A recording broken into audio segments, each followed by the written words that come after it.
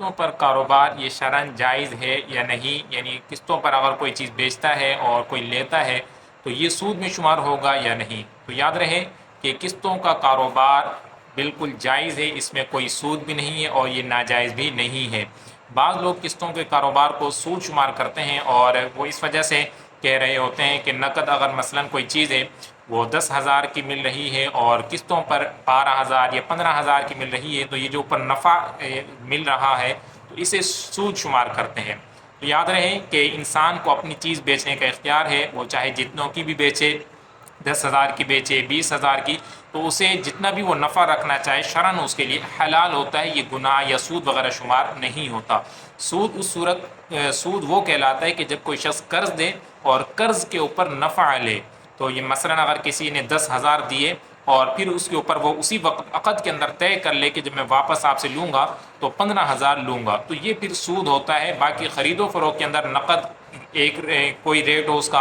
اور ادھار کے اوپر، قسطوں کے اوپر کوئی چیز لیں تو اس کی رقم اس سے زائد ہو اور فریقین اس پر راضی ہوں تو یہ سود نہیں کہلاتا، یہ باہمی رضامندی سے یہ عقد کہلاتا ہے اور یہ نفع بالکل جائز ہوتا ہے۔ اور اگر بالفرض جو حضرات اس کو سود کہتے ہیں تو پھر ایسی صورت میں کہ مثلاً اگر کوئی شخص کوئی چیز لے کر آیا ہے اور اس سے 8,000 کی پڑی ہوتی ہے، اور عام طور پر جو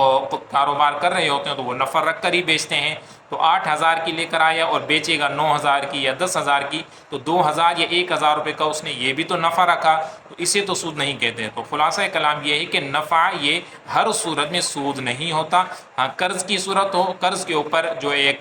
مقررہ جو نفع لیا جائے تو پھر وہ سود کے زمرے میں شمار ہوتا ہے، وگرنہ اگر قسطوں کا جو کاروبار ہے قسطوں کے اوپر کرنا یہ بالکل جائز ہے، یہ سود نہیں ہے۔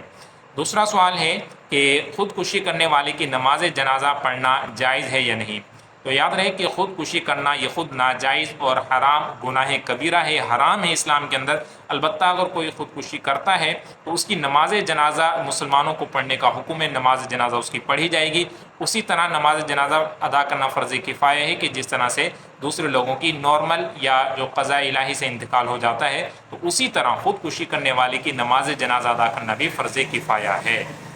آخری سوال ہے کہ عورت کا جو حق مہر ہے اسی کم سے کم کیا مقدار ہے شریعت کے اندر؟ تو یاد رہے کہ شریعت کے اندر جو مہر کی کم سے کم مقدار ہے وہ 10 درہم ہے، یعنی